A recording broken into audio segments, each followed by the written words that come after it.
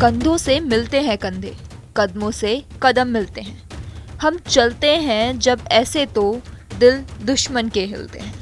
जी हाँ, ऐसा ही नज़ारा दिख रहा है सचिन पायलट की इस जन संघर्ष यात्रा में। पायलट ने फिर राजस्थान की राजनीति में इतिहास रच दिया है। 41 डिग्री के तापमान में सड़कों पर जो जन सैलाब उमड़ रहा है, ये क्या कहती है तस्वीरें।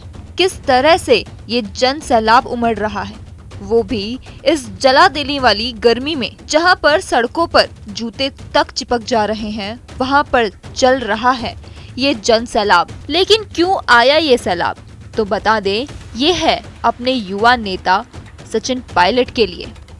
मैं जानता हूँ रास्ता मुश्किल है, गर्मी का समय है।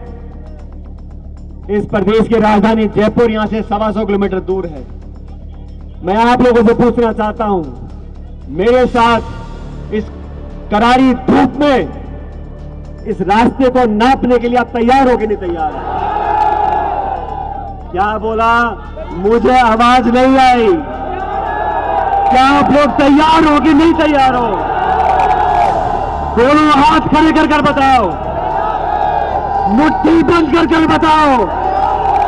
मेरे साथ जोरदार नारा दो, भारत माता की, भारत माता की।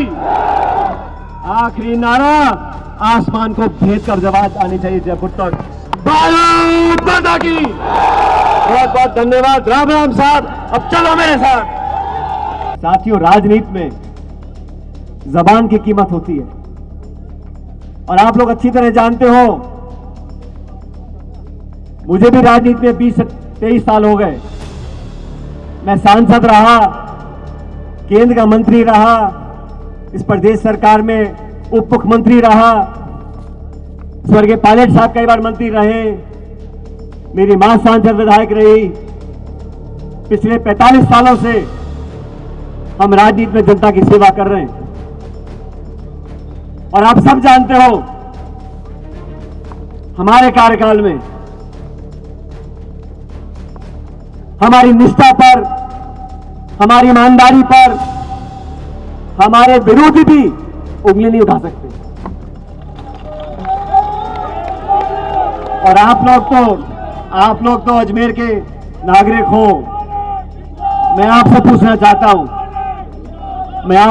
चाहता हूं, इतना लंबा समय राजनीति में हम लोगों को हो गया, बड़े बड़े पदों पर रहे, पायलट साहब भी रहे, मैं भी रहा। एक फूटी कौड़ी का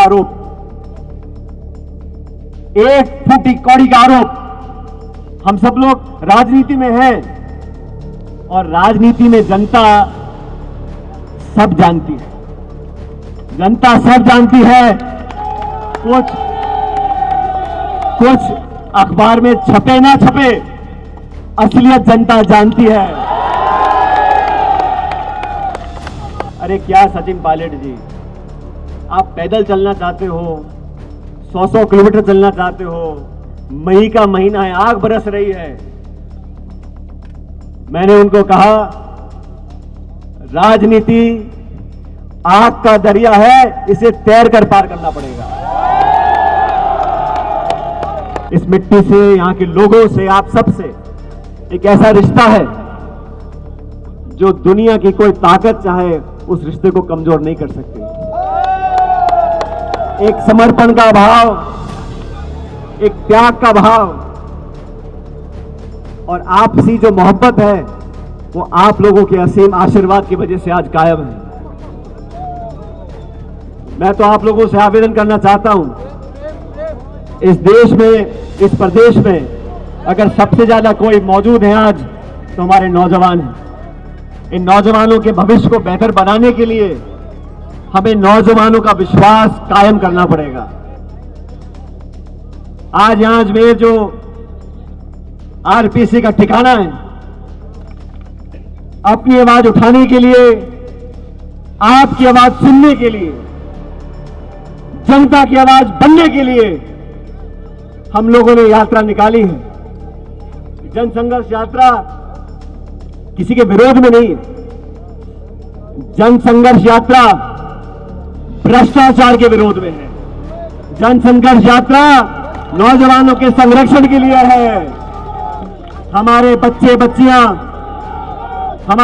बच्चियां पढ़ लिख कर उन पदों पर बैठे जहां से नीतियां बनती हैं। ये सपना स्वर्गीय पायलट साहब का था।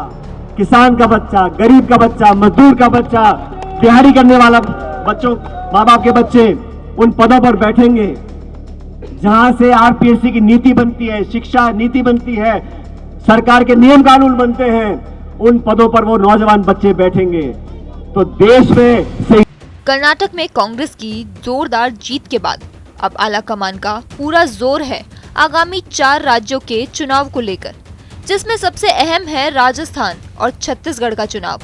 फिलहाल दोनों ही प्रदेशों में कांग्रेस की ही सरकार है, मगर राजस्थान को लेकर कहा जा रहा है यहाँ 5 साल परिवर्तन वाली राजनीति काम करती है, तो बीजेपी अपना दावा मजबूत मानती है।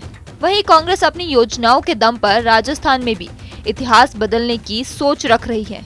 ऐसे में सचिन पायलट का सड़कों पर संघर्ष क्या कांग्रेस को उसके रिपीट वाले दावे को मजबूत करेगा या कमजोर, ये देखने वाली बात होगी।